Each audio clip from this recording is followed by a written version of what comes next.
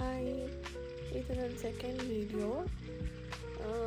ಬೆಂಡೆಕಾಯಿ ಪಲ್ಯ and chapati recipe ಹಾಕ್ತಾಯಿದ್ದೀನಿ.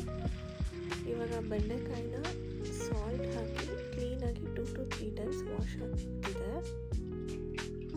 ಇವಾಗ ವಾಶ್ ಆದಮೇಲೆ ಕಾಯಿಸೋರೋ ಪಾತ್ರೆ, ನೀರು ಡ್ರೈನ್ ಔಟ್ ಆಗೋ ಪಾತ್ರೆಗೆ ಹಾಕ್ಕೊಂಡು ಅದರಲ್ಲಿ ಒಂದು 15-20 ಮಿನಿಟ್ಸ್ ಬಿಟ್ಟು ಕಾಟನ್ ಬಟ್ಟೆನಲ್ಲಿ ಈ ಥರ ಡ್ಯಾಪ್ ಮಾಡಿ ಡ್ರೈ ಮಾಡಿ ಲೈಕ್ 1/2 ಅವರಿಂದ 1 ಅವರ್ 1.5 ಅವರ್ ಬಿಟ್ಟು ಆಮೇಲೆ ಚಾಪಿಂಗ್ಗೆ ರೆಡಿ ಮಾಡ್ಕೋಬೇಕು. ಆವಾಗ ಅದು ಡ್ರೈನೆಸ್ ಕಮ್ಮಿ ಇದ್ದಷ್ಟು ರೋಸ್ಟ್ ಮಾಡುವಾಗ ಅದು ಲೋಳೆ ಬರೋದಿಲ್ಲ, ಅವಾಯ್ಡ್ ಆಗುತ್ತೆ. ಆ್ಯಂಡ್ ಇದೇ ಥರ ರೆಸಿಪೀಸ್ ಮತ್ತು ಇನ್ಸ್ಟೆಂಟ್ ರೆಸಿಪಿಗೆ ಸಬ್ಸ್ಕ್ರೈಬ್ ಮಾಡಿ.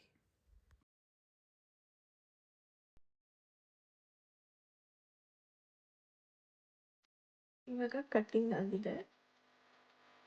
ಸ್ವಲ್ಪ ಎಣ್ಣೆ ಹಾಕಿ ಬೆಂಡೆಕಾಯಿನ ರೋಸ್ಟ್ ಮಾಡ್ತಾ ಇದ್ದೀವಿ.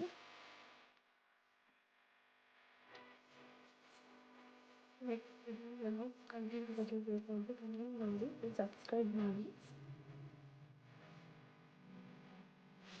ಇವಾಗ ಆನಿಯನ್, ಟೊಮೆಟೊ, ಕರಿಬೇವು ಇದಿಷ್ಟು ರೆಡಿ ಇಟ್ಕೊಂಡಿದ್ದೀವಿ.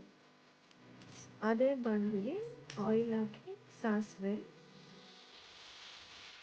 ಇವಾಗ ಕಟ್ ಮಾಡ್ಕೊಂಡಿರೋ ಆನಿಯನ್ ಮತ್ತು ಕರಿಬೇವು ಹಾಕಿ ಅದು ಫ್ರೈ ಮಾಡಿಕೊಂಡು ಸ್ವಲ್ಪ ಕಲರ್ ಚೇಂಜ್ ಆಗಬೇಕು, ರೋಸ್ಟ್ ಆಗಬೇಕು. ಆಮೇಲೆ ಟೊಮೆಟೊ ಆಡ್ ಮಾಡ್ಕೊತೀವಿ.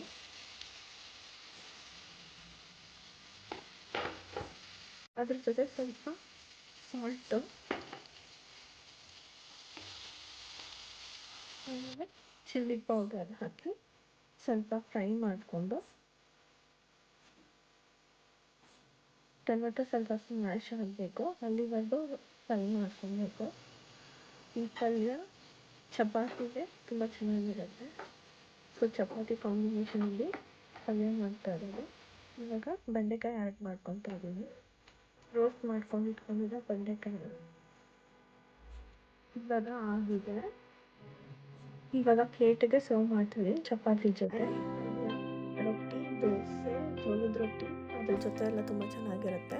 ರಸಮ್ ರೈಸ್, ದಾಲು ಅದ್ರ ಜೊತೆನೂ ಕೂಡ ರೆಸಿಪಿ ಟ್ರೈ ಮಾಡಿ. ನೆಕ್ಸ್ಟ್ ಯಾವ ಥರ ರೆಸಿಪಿ ಬೇಕು ಅಂತ ಕಮೆಂಟ್